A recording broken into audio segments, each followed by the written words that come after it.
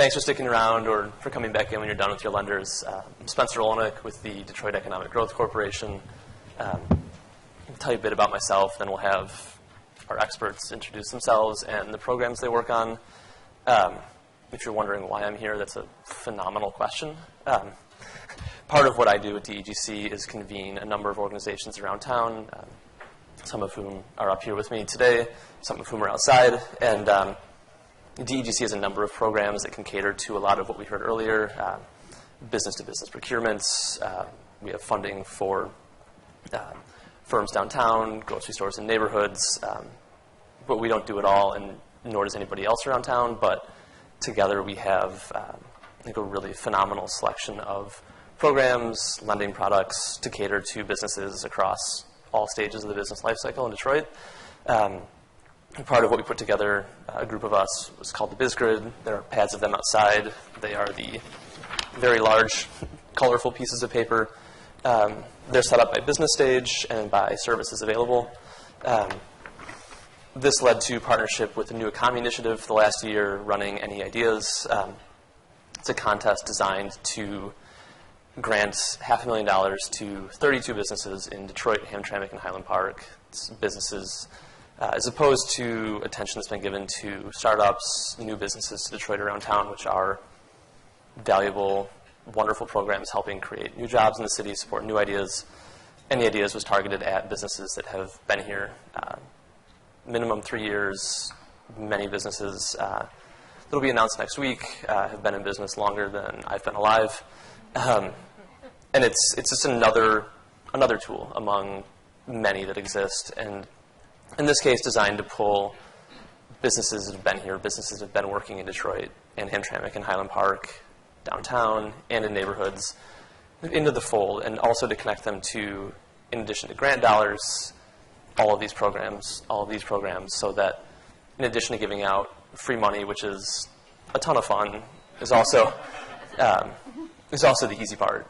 You know, it's easy to make a grant, connect someone to free dollars. I think it's a lot harder to bring them into the fold and connect them to other forms of money and other great services, despite the wealth of those that exist in the city. So with that, we'll let our experts talk about what they do and what their programs offer. Let's start here. Hello. My name is Rich Hawkins. I work for New Detroit as the director of our Economic Opportunity Program.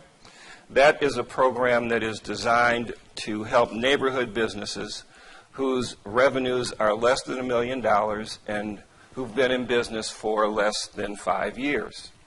I come to this position from the banking industry, where I spent 40 plus years at large and small banks making loans to small businesses. Following my retirement from banking, I worked as Dean of Workforce Development at Wayne County Community College, then back to banking, and now I'm with a nonprofit. What all of us up here want to do today is to make you aware of the depth and breadth of training opportunities for all of your businesses to become better prepared to do exactly what's been talked about all morning, and that is to access capital and to be successful. New Detroit began doing its series of business trainings right here in this room in 2012. And it was at that point specifically geared to giving small business owners, and I say small, and I mean neighborhood, so I mean small business owners, the information they needed to better understand their financial statements and to make a better presentation to the bank when they went in to ask for money. So we did that for a couple of years, and it was successful to the point that we decided, based on an earlier survey that we had done, to expand the program to meet the needs, the requests of the folks who had filled out those surveys. And they told us that they needed access to capital, along with networking, marketing, information on technology, etc. So in 2014, we did 6 series. We covered all of those things: writing a business plan, marketing, insurance, technology, understanding your statements, the lending process, and human resources. And we served well over 70 businesses. So that's the niche we're trying to cover, and hopefully you'll find some value in the remarks that we make here today. Thank you. Hi, everyone. Thanks for sticking around. I know it's been a long day, and everyone's probably full. And my name is April Boyle, and I'm currently Director of Small Business Initiatives at DHive, which is functions kind of like an amped-up welcome center for the city of Detroit. And I'm transitioning into Executive Director of Build Institute. So DHive is breaking off into two separate organizations because we've kind of outgrown the DHive umbrella. So Tours and Information and Welcome Center, which is Detroit Experience Factory, and then Build Institute, which is the entrepreneurship piece. The core of what we do is an 8-week business and project planning class. We cover all the basics of writing a business plan. And we do that 3 hours a week for 8 weeks. With at least 3 hours of research and kind of homework outside of class. And in theory, if you do all that work, you will have a completed business plan. And it's just a really unique class because not only do you get this business plan, but you're in a classroom with 12 to 14 other aspiring or current entrepreneurs where there's a lot of brainstorming, problem solving, networking. We have wonderful facilitators that are from the community, and we also bring in experts. So I heard on earlier panels that there is a pervasiveness of kind of mistrust of the systems, right? People need the most help when they can least afford it. So we're trying to demystify the use of professional advisors or technical assistants. So we bring in community-minded lawyers, accountants, marketing experts, and a funding panel for our participants to speak with and hear about some of the other programs that are available. We launched also in January of 2012, which is really interesting to hear that. And after this fall semester, we'll have graduated about 400 aspiring entrepreneurs. And I say aspiring because not everyone who goes through our program is going to open a business. In fact, some people decide not to, and that is great news, actually. But we think these are life skills that everyone should have access to. People are better employees after taking our class because they understand how difficult and challenging it is, right, to run a business.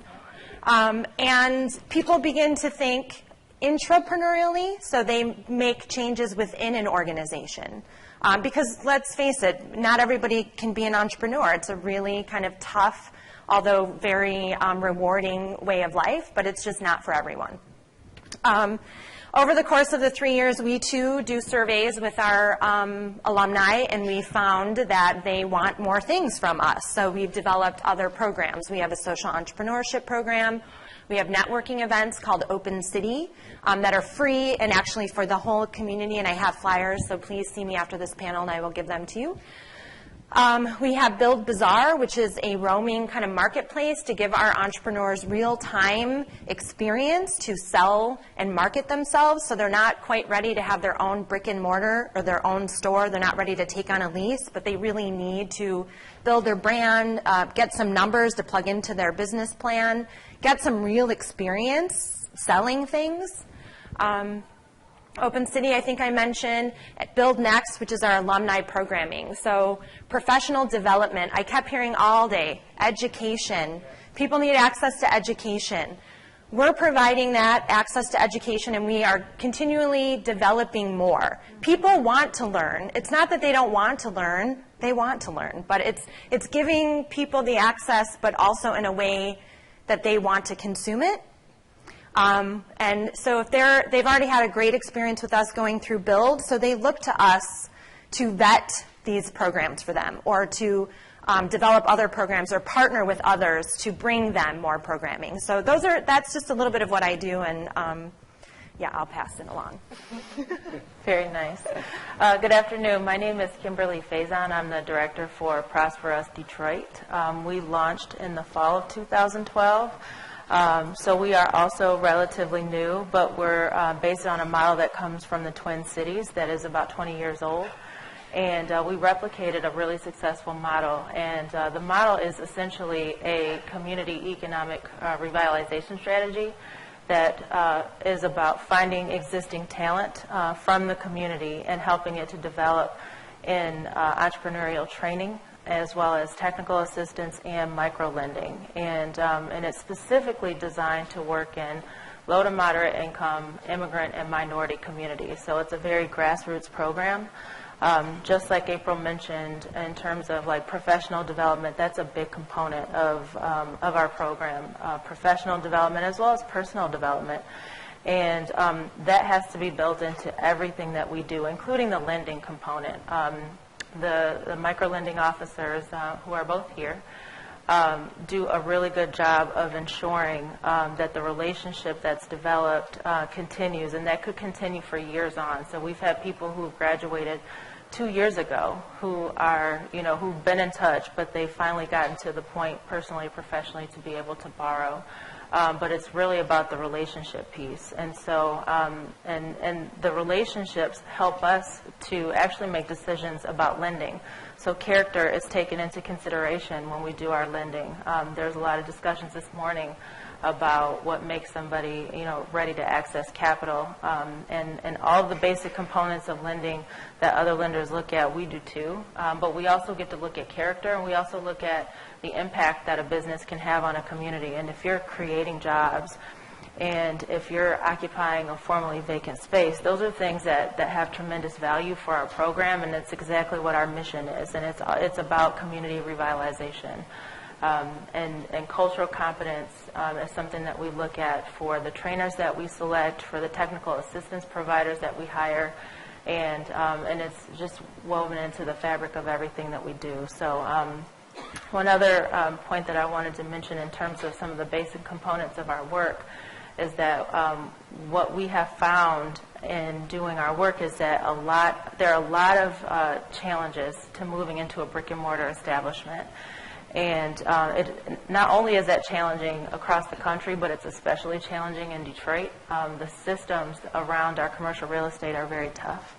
And so what we have done is to partner with an organization, Michigan Community Resources, to do market analyses in the neighborhoods, and with a specific emphasis on commercial thoroughfares.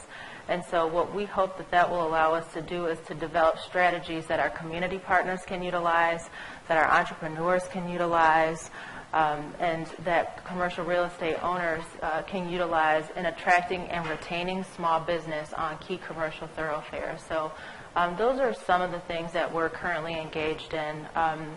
We have graduated 204 entrepreneurs thus far. We've got another 90 or so entrepreneurs who are currently taking our class, a number of whom are in the room. So hello to all of you. And we continue to grow and expand. We're in 5 neighborhoods, and I should say geographies, because some of them are very large spans of land. We're in 5 geographies, but we do always look for opportunities to grow into new neighborhoods. So thank you very much for allowing me to speak with you today. Good afternoon, everyone. I am Regina Ann Campbell, and I am Associate Portfolio Manager for one of TechTown's place-based economic development programs. First, I want to tell you a little bit about TechTown if you're not familiar. We are actually Detroit's first established business accelerator, and our enterprise focuses in 3 areas. We affectionately call our tech-based programs labs, and then we also call our retail and manufacturing program, which is the economic development place, it's called blocks. So under that is the retail boot camp. I'm not sure if you all have heard of that. That's where there are entrepreneurs that actually have product and they're ready to move into a brick and mortar space. It's a very competitive process, and we are currently in our 3rd iteration, where we actually have 2 spaces. That's 2 winners will win an actual location, brick and mortar, that will be helped to get built out for 6 to 12 months. They'll be in there. And there's also been education. We've heard that a lot. So there'll be technical assistance for those retailers along the way. Additionally, the second boot camp, we had 1 pop-up location. This time we have up to 3 pop-up locations for business owners who want to sort of test the market. And we're really excited to be able to scale in that way. One thing we found, and we work a lot together under Spencer and the DEGC Business Support Network, we leverage one another's resources and support, and we found that a lot of the business owners don't have access to space. So through SWAT City program, we help to fill that gap. So basically, we've taken TechTown's accelerated business resources that have been established to 6 SWAT neighborhoods, and we actually launched in fall of 2012 as well. And we first launched in the Brightmoor community. We launched in the Brightmoor community, and then last fall we were able to expand to 3 other neighborhoods. So we're also in Grandma Rosedale, East Jefferson, and Osborne. And then just this fall, we were in University District in Hope Village. And first quarter of 2015, we'll be moving in Southwest Detroit. So if you're in any of those particular neighborhoods, if you are an existing business, we'd like to be able to work with you. And then also, if you're interested in launching in that neighborhood into a brick and mortar, we're open to working with you as well. So we're very proud to say that since then, we've worked with over 237 businesses. We've actually launched 9. And we have 15 more in the pipeline throughout our neighborhoods. So with our program, we have what we call business support for each of our entrepreneurs or businesses. That's some access to capital that we give, but we also connect them to other partners or funding institutions who are able to do microloans for build-out. TA education is a very important part, and that keeps coming up. So we've worked with business to do their standard operating procedures, and then also financial plans and operational plans, which are very important for business. You find a lot of business owners who start business, but they have never done the planning part. So we provide mentors and resources to help with that aspect of it, including some of them needed certain merchandising or equipment, and so we're able to use our discretion to help support launching or helping them stabilize their business. So to sum up, before we get to some questions and Camille speaks, we work with businesses in 4 areas. Basically, you can be in pre-seed, launch, in market, and growth. So again, if you're a company in one of those neighborhoods, we're interested in working with you. Currently, we're also looking for small manufacturing businesses in those areas. We'd like to help you build your capacity to be able to be a supplier in the D2D and other different opportunities going on here. And I'll stop here. Hi, I'm Camille Walker-Banks. I'm the Executive Director of the Goldman Sachs 10,000 Small Businesses Program. The Goldman Sachs program is fairly new to this market. We're the 12th site. Huh? Not fall of 2012? It's everybody else. No, we're the babies at the table. But we're the 12th site to launch. So the program is actually 3 years old. And there are sites all over the country. But we just landed here in Detroit. And it's a collaboration between Wayne State, Macomb Community College, and Oakland Community College. So we're delivering a program for existing successful businesses who are looking to take their business to the next level. And so what we're doing is providing a practical business education and management program that those skills or techniques that you're learning in class on a Friday, for example, can be implemented on Monday in your business. There's also an access to capital component. The Goldman Sachs Foundation has provided funding that's available to all. You don't necessarily have to have gone through the program in order to tap into that resource, but you'll get a gold star if you do. I'm working on that. But the funding is available through Detroit Development Fund and Invest Detroit. It's about $20 million available. And then there's access to business support services.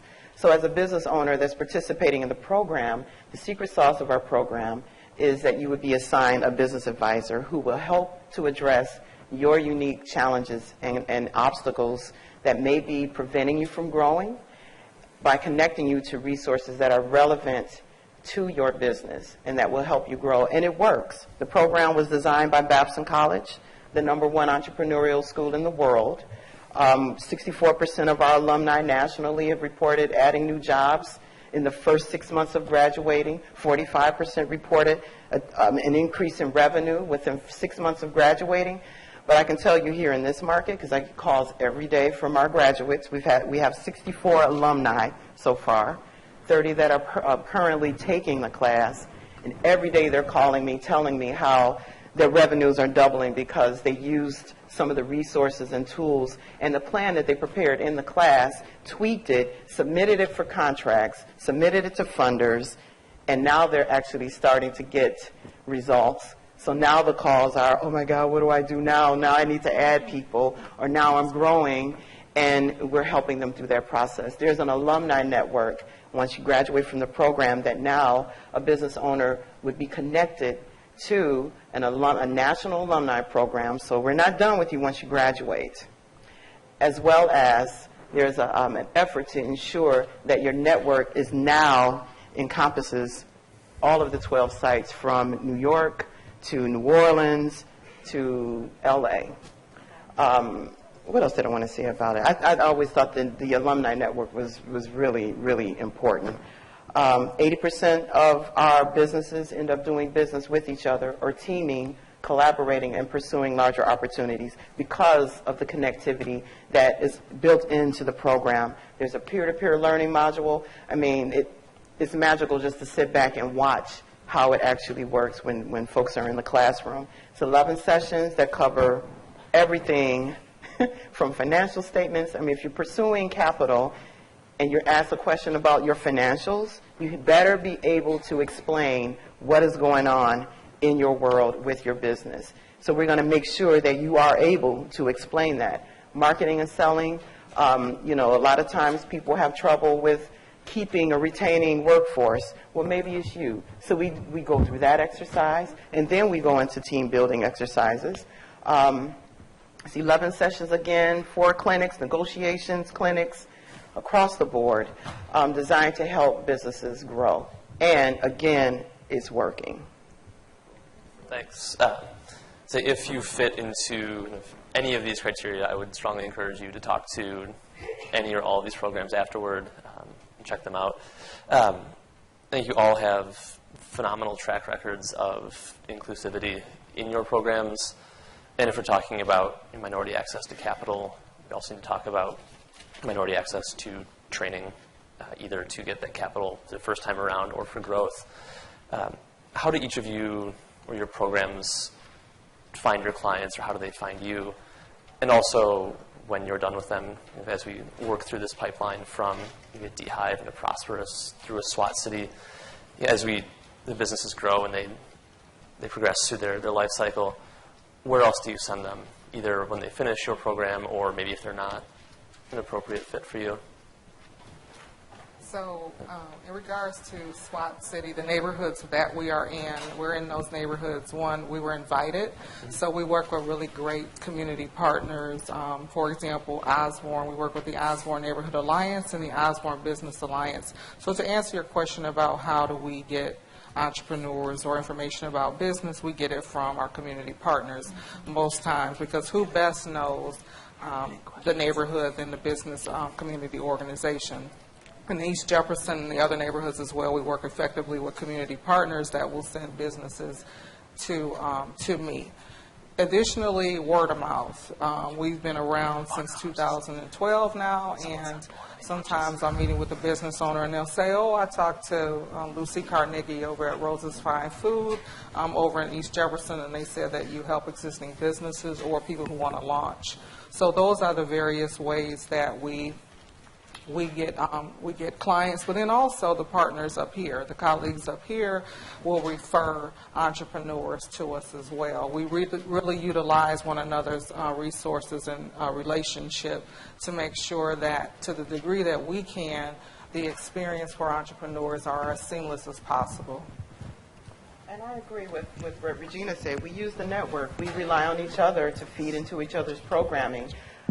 You know, when I'm approached by a business owner who may not be ready for my program, I'm going to refer them to SWAT City, Prosperous, and to April's organization in New Detroit. So we really do use the network. We collaborate on events together to get the word out there. As I said, my program is new, so I rely on those who are established in this market to help to get the word out there, because my charge is to spend every dime of the Goldman Sachs Foundation's money. Oh, and by the way, our program is paid for by the Goldman Sachs Foundation as well. I forgot to mention that. But I mean, you know, when you're operating a stellar program, the alumni, I found, tends to be the biggest cheerleaders. I mean, they go through the program. You know, our program is very intense. We have a 99% graduation rate, so that says something. And they graduate, and then they send their colleagues. They use their networks, and they tell their fellow business owners that are in their families or in their network that this is where they need to be. So alumni is huge for us. I would echo that for sure.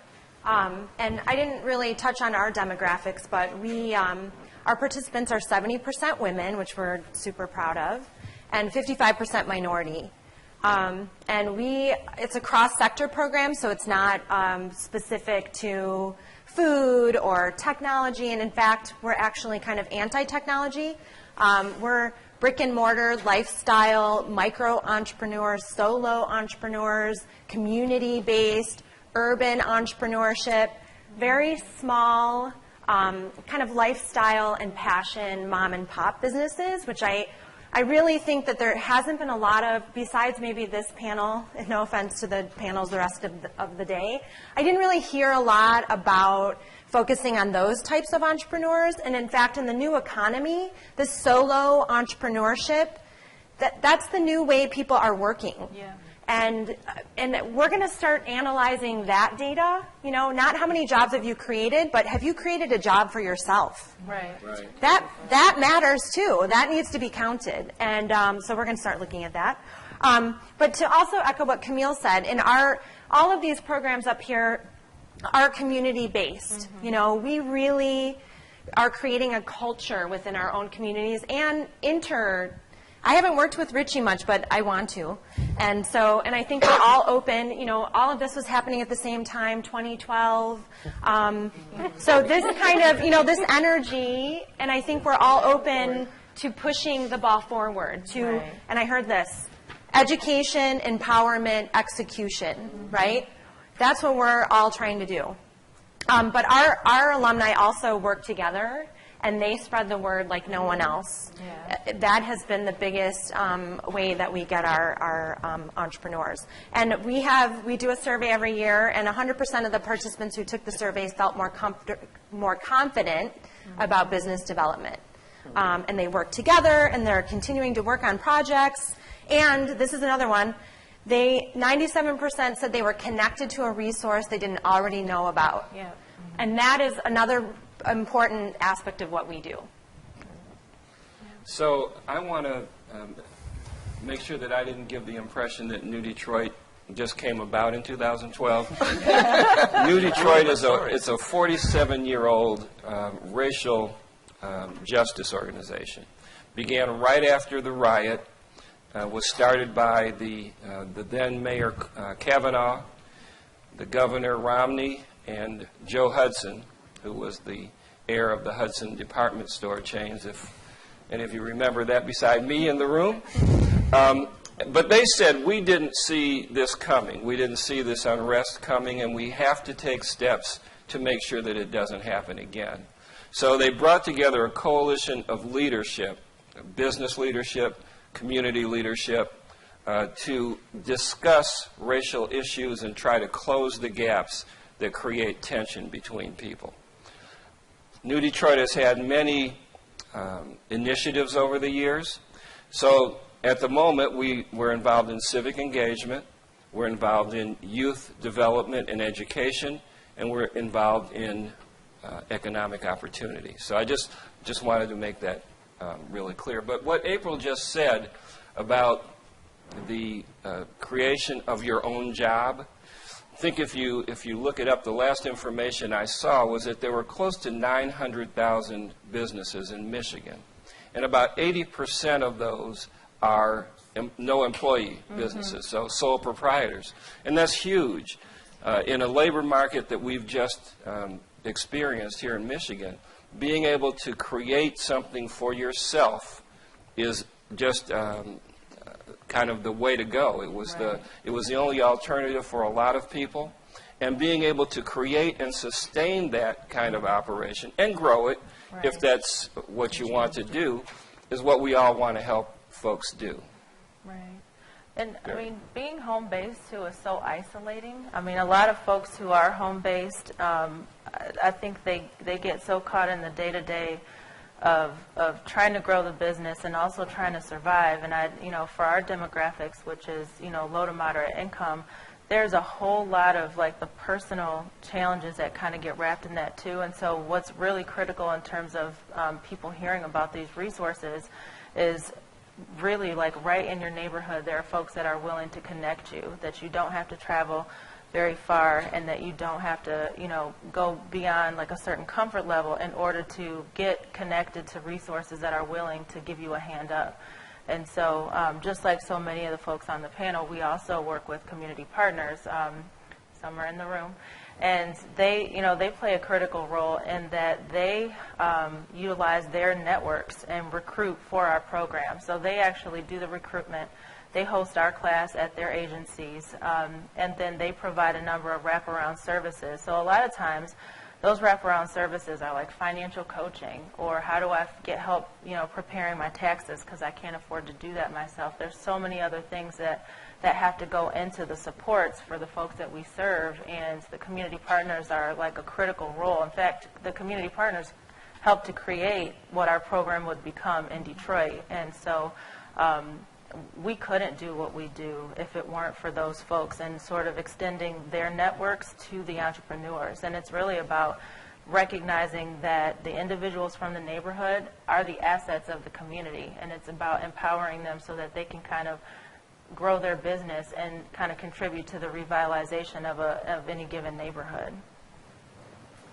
I was originally going to limit this question to barriers, both real and perceived, around access to all of our training programs, but I think it'd be interesting also to discuss the barriers that your clientele perceive around lending and access to that next step toward growth. But what do you see with the businesses you work with around their barriers? And we've heard a number of information all day long from lenders that that's hopefully not the case, or at least not to the extent that we might think it is for small businesses in Detroit. But when you're finding businesses, you're working with your community partners to engage them and to increase access to these training programs.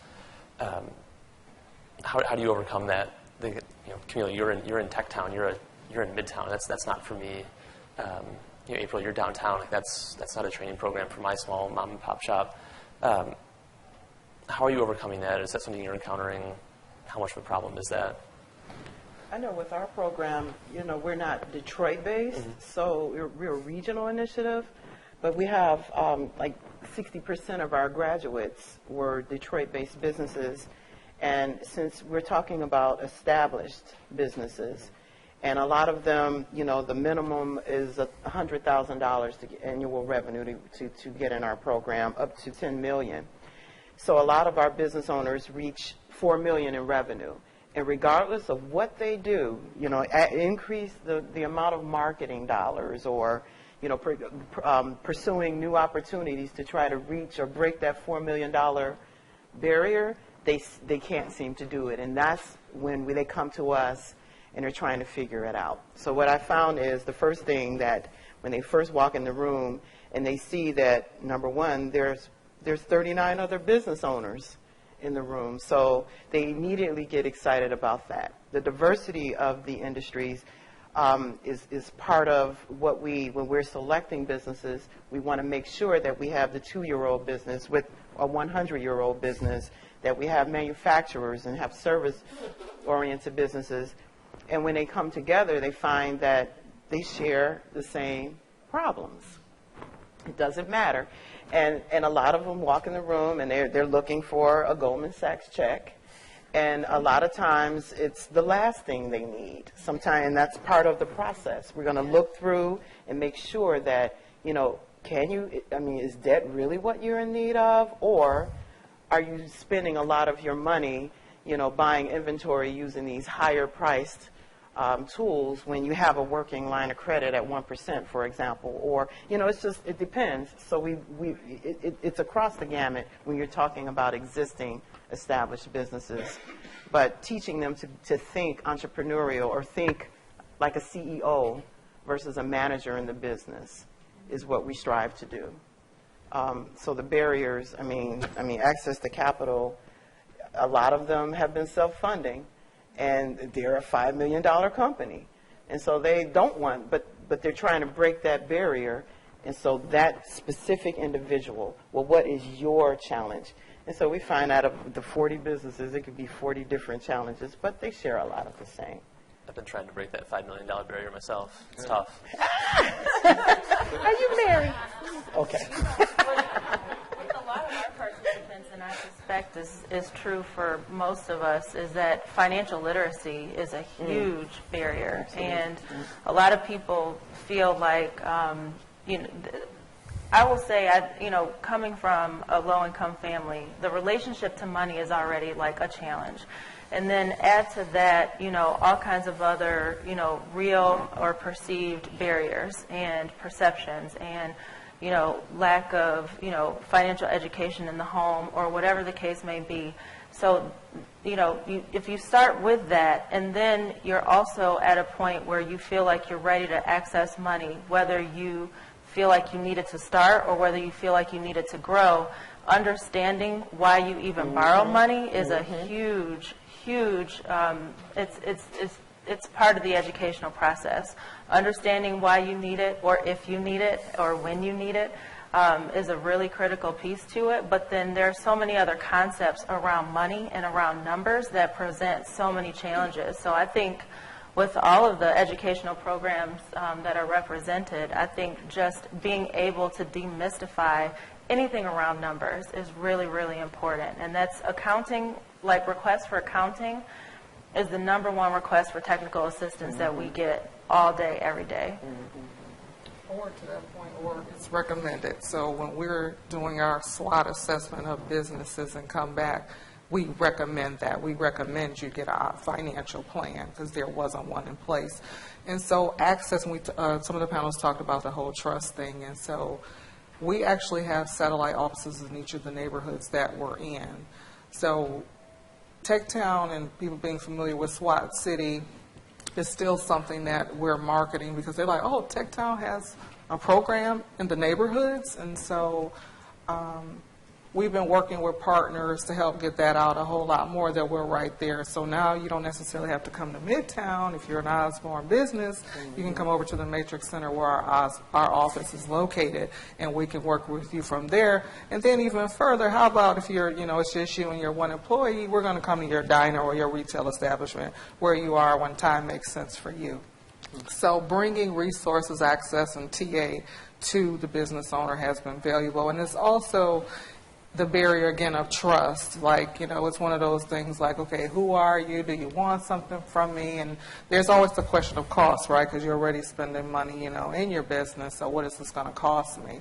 And our program, we have, again, we're funded through HHS and some other grants. However, for anybody in business, you have to use your capital to stay in business, or you don't need to be in business. That's the thing called skin in the game. So one of the barriers is also for people who, want to start, but they're looking for these grants. Like, I want to get a building, I want to do this. Well, where is your financial plan and what are you putting in there? Whether you're getting it from friends or whatever it might be, whether you're doing crowdfunding, some type of platform that others businesses have done, but something that you're bringing to the table that's important. And it's the barrier of thinking that you always have to start large. Sometimes you may just need to start small and sort of pop up and, go through a program and sort of test the market and get customers and see if it makes sense. And to April's point about sometimes people aren't necessarily entrepreneurs or, they choose not to go into business, that's not a bad thing. Because I work with certain entrepreneurs, once they see a financial plan or try to develop a financial plan for their idea, it just didn't make sense. And it wasn't going to even be financially viable for them to have income for themselves, let alone their family.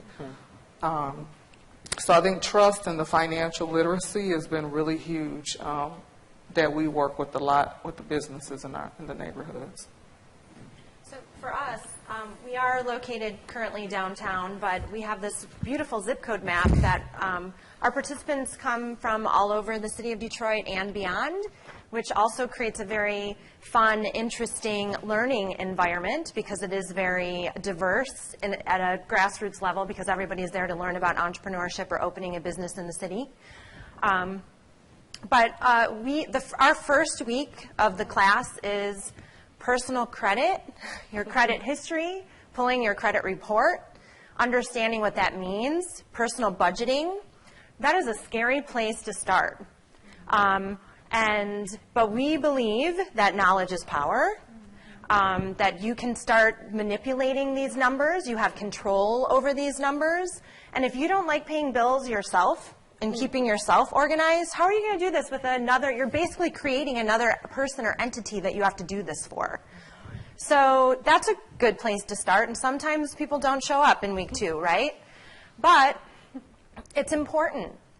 And then one of the things I heard today, and I've heard often, and it's something that I'm going to push back on a little bit, is that I don't feel like we're meeting people where they are. We keep talking about education, that the onus is on the entrepreneur to get educated, to fit into the financial system the way it is. And I would say, if we keep doing the same, we're going to keep getting the same results. Detroit is a city that has had so much problems and issues and challenges over the last 50 years or more because of the financial crisis and institutionalized racism, and I can go on and on and on. We need to start thinking differently about capital, right?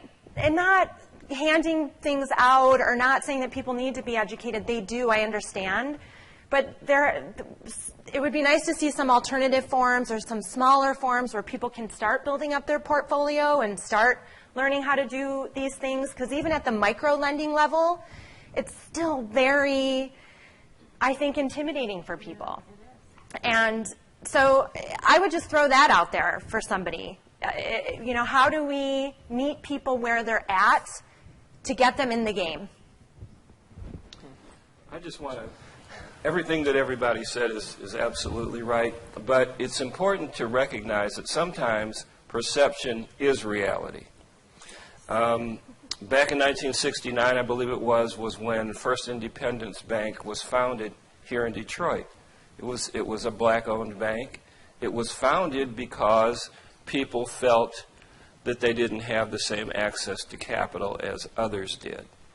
And right around that same time, I was with National Bank of Detroit. They created a specific loan group. It was called Group G. And Group G's mission was to make more minority loans. So one has to infer from that maybe there was something that they felt needed attention in their portfolio. So yes, sometimes perception is reality. Well, how do you deal with that? You can change your perception by changing the reality. That's part of what we're talking about here. Some of the reluctance that perhaps bankers, traditional sources of financing may have had to lend money was based on their lack of familiarity with the community, with you as a person, with your culture. And so it's important, I think, for the lending institutions, if there are any still in here, to continue their outreach. Many have done this, have made an effort to understand the folks with whom they deal and where they're coming from, because that's just as important as you being able to present yourself well across the table. And the other side of that is, again, preparation. You can't get a loan from anybody if you can't explain your financial situation. If you don't know how often your inventory turns over, or how often your accounts receivable turn over, or what your customer base is, or talk about how you plan to grow or service your debt, then you probably are not going to get funded. I mean, if you turn that around, would you fund someone who came to you in such an unprepared condition? And yet, many of us in minority communities believe that other people can go to the bank and get money on demand. Not quite true. As a veteran of many, many, many loan committees, I can tell you that you get asked almost everything. I mean, the loan officer has to know your business as well as you know it in order to make a successful presentation to the loan committee, because you'll get asked all kinds of questions.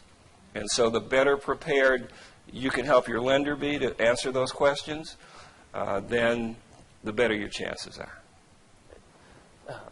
Try to keep us on schedule here and take a few questions before we wrap this up. Actually, I want to hear the answer to this because it can probably help me at work tomorrow. This is for all of us. How could our programs achieve greater connectivity to each other? Whoever wants to jump on that one. Well, maybe I'll take a swing at that. I'll just tell you how things kind of connected for me. I indicated that we did our first Maximizing Small Business Banking Relationships seminar in this room, which is where I met Kimberly. Later on that year, Kimberly moved from her position as, was it real estate director for Midtown? Business and real estate. Business and real estate director to where she is now. And she asked if I would help on the advisory committee, which led to what I do now is sit on their loan committee. In the meantime, she mentioned my name to John Schoeniger, who is on the Detroit Development Fund. It was on one of the panels earlier, and now I wound up sitting on that committee. So we're all connected. All of our work is connected. We may, one person's segment may be here and one may be over here. The neighborhoods may be on different sides of town, but we're all trying to do the same thing. We're all trying to raise the standard of living, just the comfort level of everybody in the region. It's really why we get up in the morning.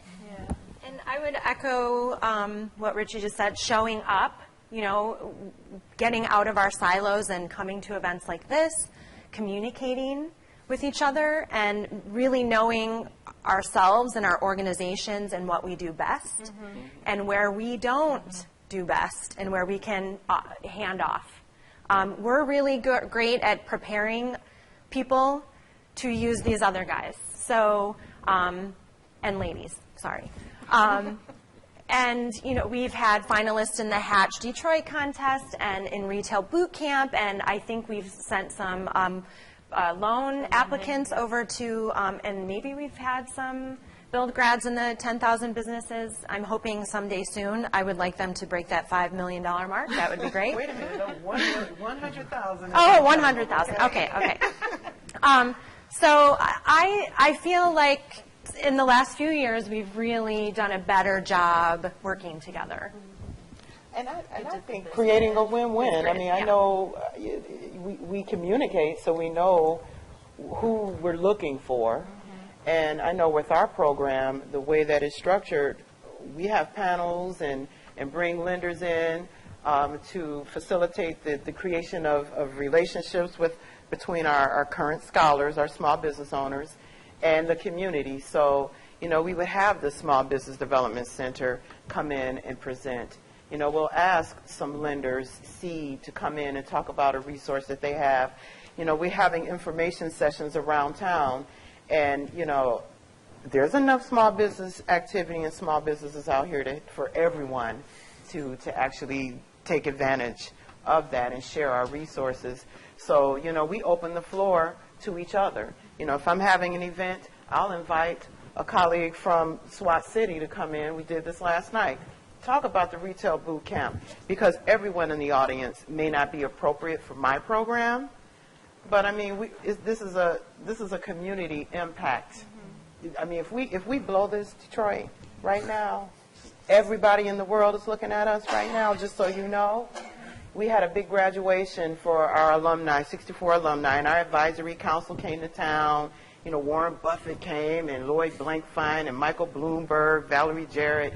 And it was all nice, but I was getting messages from Kazakhstan and China saying, yeah, we saw the Morning Joe show, and we saw 10,000 small businesses, being highlighted, and some of our alums spoke, was international stage.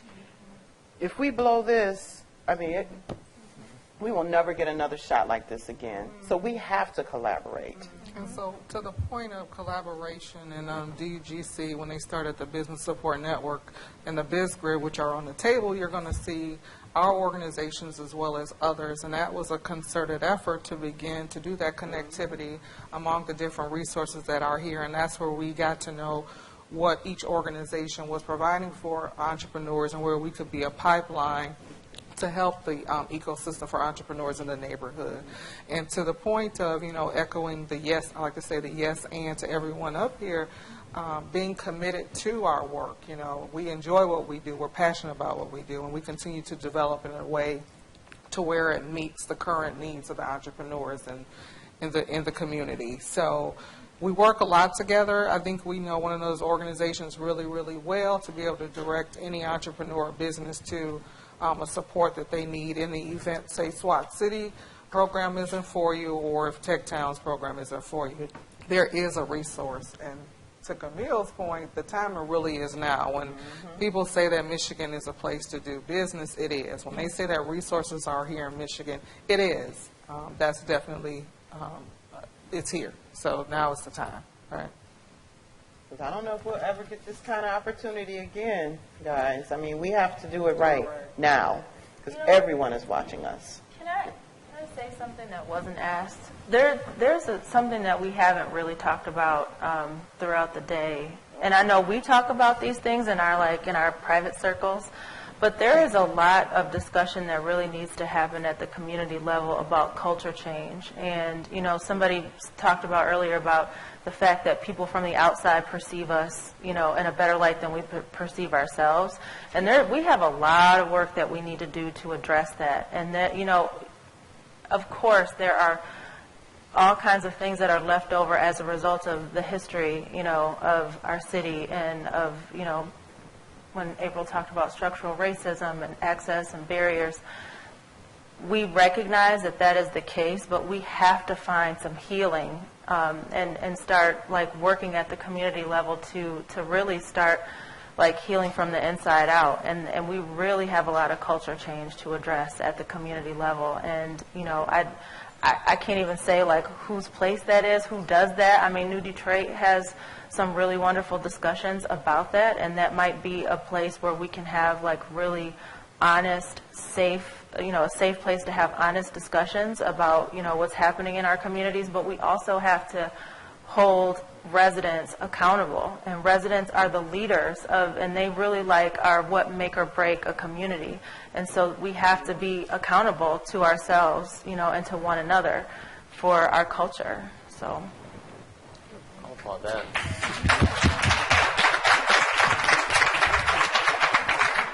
So if I can, I'm going to jump up and just, I recognize that it's 3 o'clock, so I'm going to allow everybody to maybe, take a breath. If there's something that you really wanted to say, any hands up at the moment? If not, I want to thank everybody on this panel. Oh, do I have a hand up over there? Okay. Hello.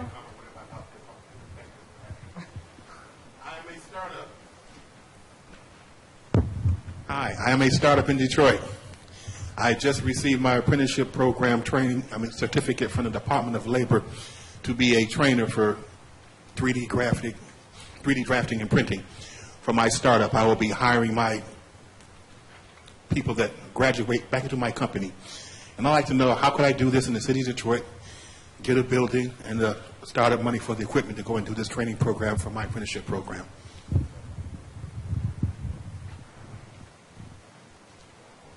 I know where you can get some money for those hires. I know I'm pointing you out. So my colleague from the MEDC, I came from the MEDC prior to working with this program, and they have a program. If you're hiring, it's called the Community Ventures Program, and you're hiring Detroit, Highland Park, Hamtramck residents into full-time, decent wage jobs. I don't know all the details, but I do know this. That they're providing $5,000 subsidies to encourage you to hire individuals who may have some challenges or barriers to employment. And then on top of the $5,000, that individual will have access to an additional $3,000 worth of resources for training, for work boots, for equipment, whatever it is that they need in order to be a successful employee to you. So I'm not going to talk too much about it. I know I put my MEDC hat on, but I would encourage you to take advantage of that resource. I do. Well, he's the MEDC guy, though. Okay, very good. And So, I'm sorry. I was going to say, to that point, I would have to talk with you sort of one-on-one to see what resources you would need and like what sort of stage you are and what you're actually looking for. When you said you were looking for a building, are you looking to finance a building, what location? So it's a number of questions like one-on-one that I'd like to have with you so that I could appropriately direct you to support. Okay, I see some hands up, and I know there's other questions, but I'm going to have to call time because it's 3 o'clock, and I know that people are going to be available to talk afterwards one-on-one. But I wanted to say thank you to everybody so much for staying, for participating, for being part of this forum, this very interactive forum. This was a little bit of a first time in a lot of ways of what we've done today in different aspects, and we really appreciate everybody's participation.